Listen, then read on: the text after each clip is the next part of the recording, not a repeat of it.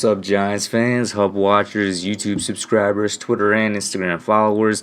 It's Kush back at it again with another New York Giants update video. Got a couple things to talk about today. One real update that happened earlier this morning about, a roster move the Giants made, and then two speculations to get to, and they're speculations because they're not confirmed yet, but they're realistic ones, so to speak, if and when we get to them. So the first thing, let's get into the roster news right away. Earlier this morning, the Giants have officially re-signed wide receiver CJ Board to our 53-man roster. Board now was, of course, number 18 for the Giants this past year. I think he played like our 4th or 5th wide receiver spot. He was a guy that had literally a couple chances on the field. He did the best with what he could with those couple chances, and he was obviously a depth player. That's all he is. He's just a depth wide receiver.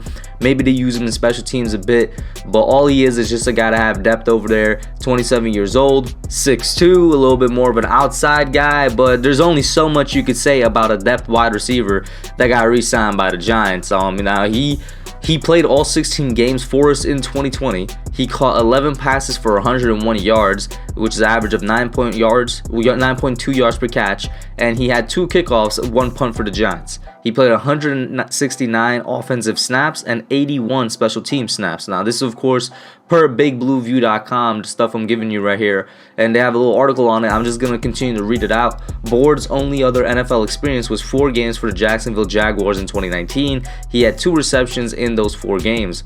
Board will likely compete for a roster spot with players like Austin Mack, Dante Pettis, who finished the season on the Giants 53-man roster, as well as Alex Bachman, Derek Dillon, practice squad players a year ago who were signed to futures and reserves contract. So yeah, right away, those last 2 things are what matter the most. He's signed as a depth guy. There's really not much for me to say about that.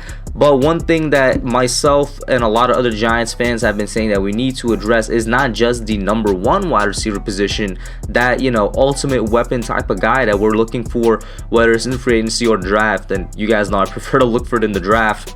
We're also looking for good depth, specifically good outside depth at the receiver position. And the Giants have a good amount of depth on the team, or a good amount of players that could be, quantity-wise, good depth on the team, because you just listed out Austin Mack, Dante Pettis, Alex Bachman, Derek Dillon. What we need, though, is not just good depth in terms of quantity. We need quality. We need guys that are actually, when they get the ball, they're actually doing something with it. We need guys that we can be confident in, that we could have, 1 or 2 plays out of their entire snaps that they're making in a game or something like that. And that's kind of what we need in our depth guys. Guys that are a little bit more rotational. And really the only ones of this entire thing out of CJ Board, Austin Mack, Dante Pettis, Alex Bachman, and Derek Dillon that I could confidently say is good depth would be Dante Pettis, and that's just something when it comes down to experience more than anything. He obviously has way more experience than the rest of the guys, and it shows when he's on the field. Next up would probably be Board, who they just re-signed, and then probably Mack, and once again, it's an experience type of thing. Board has more experience than Mack, and then Mack is the rookie wide receiver out of him and Dillon that has more experience, and Bachman just hasn't really had a chance to even see the field that much in general. So it comes down to an experience thing when you get down to just this part of the roster right here. If we're talking talent, I'd probably say it comes down to Mack or Dillon. Those guys are probably the most talented. But what for these depth that we're looking for, I hope you guys kind of get the idea now. This is what we're talking about when you see us doing signings like Josh Reynolds, Rashad Higgins, Brashad Perryman, and things like that. It's because, yes, they're depth wide receivers. We realize they're not going to come in and completely change the offense.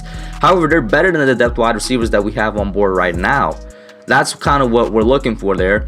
And I'm going to be interested to see how this plays out with this particular group of guys, because we had a good group of guys last year on the bottom half of the wide receiving core that just didn't really get a chance to make a play, and there were several factors for that. Maybe they didn't make it on the field, but also the Giants for the most part were running with just 4 wide receivers in their games, which was a big complaint of mine. I hope that's different this year moving forward. Now, next up, the speculation part of the vid is from Rappaport and Giants Wire. Sounds like Dalvin Tomlinson will be a major priority for the Giants. Now, this is a direct quote from Rappaport. He says, "It sounds like he is a priority for the Giants.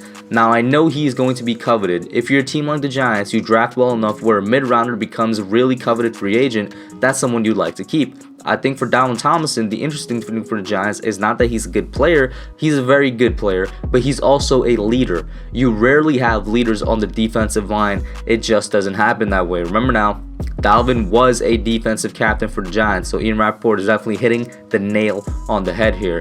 He continues saying his value is great on the free agent market. It might be greater with the Giants because of how he leads the team and how the players interact with him. He's important. I don't know if they'll be able to keep him, but he is very important to this team. And right away, I think everybody in the comment section is a fan of keeping Dalvin Tomlinson. I'll actually be surprised if I find somebody that says, nah, just let him go, that's not a fan of him or something like that. Dalvin, and I made the whole We Need to Talk episode about him, which, by the way, yes, I'm working on episode 3. It's going to be out within the week, trust me. But Dalvin, he is very, very underappreciated on the team, not just for the dirty work that he does on the offensive line, in the trenches, right there in the smack dab middle of the action, but also for the stuff that doesn't, necessarily show up on the field or on a stat sheet, the leadership ability. And this was actually something that I was kind of questioning a bit before he got the captain's badge. I was like, is Dalvin, somebody that's worthy of getting a captain badge, somebody that's worthy of being a defensive leader on the line? And once he got it, I'm like, yes, he is, because, the players vote on it. It's the players and coaches that vote on it. He got the vote, and it's not exactly like it would have been an easy decision when you got guys like Pep. Now, Pep did get it on special teams, but you also got guys like Blake Martinez out there, Leonard Williams himself as well. Like, there was a good couple of candidates to kind of get the vote out of for Dalvin Tomlinson. And another good thing that he brings up, this was a point that I definitely brought up in my We Need to Talk videos. He is a mid-rounder that we drafted that has developed. The Giants historically have been great at drafting guys in the second round. Michael Strahan, Amani Toomer, those guys come to mind immediately. Giants legends taken in the second round. You want to talk a little bit more recently? That's fine. How about Jabril Peppers? When he was with us, Jabril Peppers was one of the best safeties in the league before he went and got overpaid by Washington. You want to hear another one that's so similar to Dalvin Tomlinson right now in terms of just everything, especially the position that he's in terms of free agency? Linval Joseph.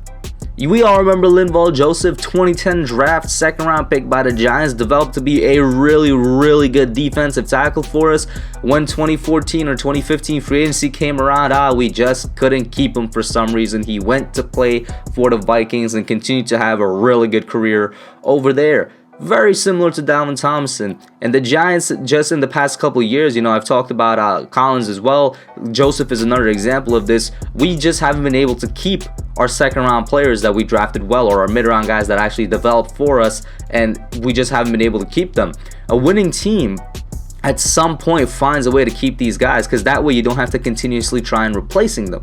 Now, obviously, we're in a tough spot, not because of the decisions that we're making or anything. It's just because of COVID. $40 million of the cap is gone. So I would hope there's some way, by some miracle, we're able to, keep Dalvin Tomlinson, but it's not really looking at it just because of how strapped for cap we are. If this was on the regular offseason, I think we would have broken the recent trend of not being able to re-sign our guys, because we used to be able to retain them.